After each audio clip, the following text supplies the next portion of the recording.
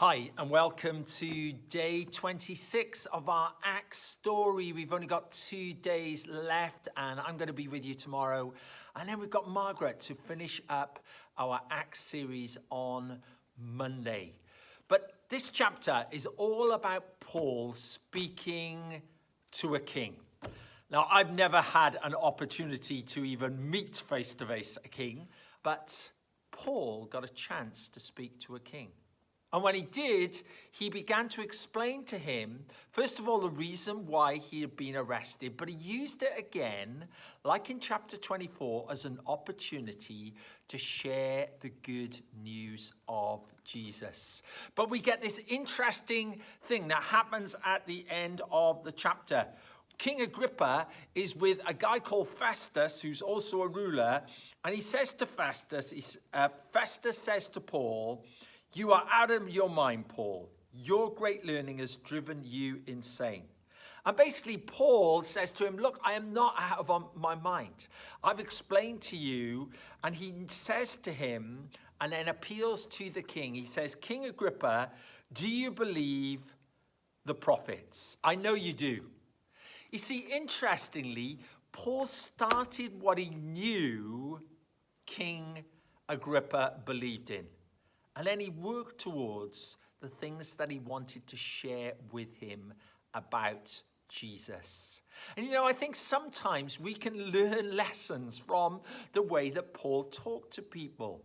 Because if we try and start where people are not, it's not that surprising that sometimes they're not really understanding or not listening to what we have to say to them.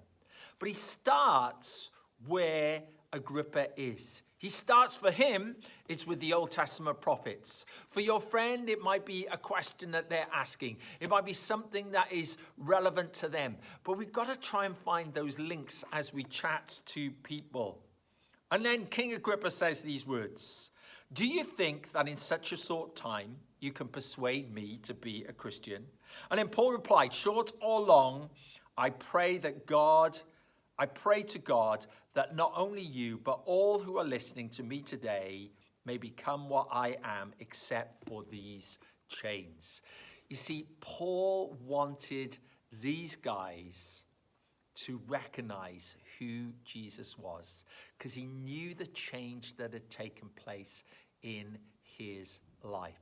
And so as we talk to our friends about God, don't forget to start where they are. Try and find a point of contact. Try and find something that they are already connecting with.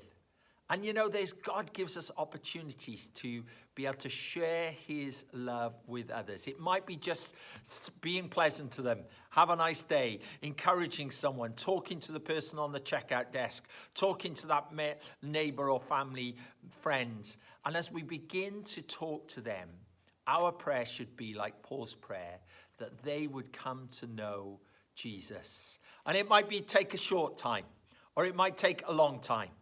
But our desire is that those who don't know him would come to know Jesus in their lives too. Have a great day. God bless you. And I hope that you enjoy this chapter.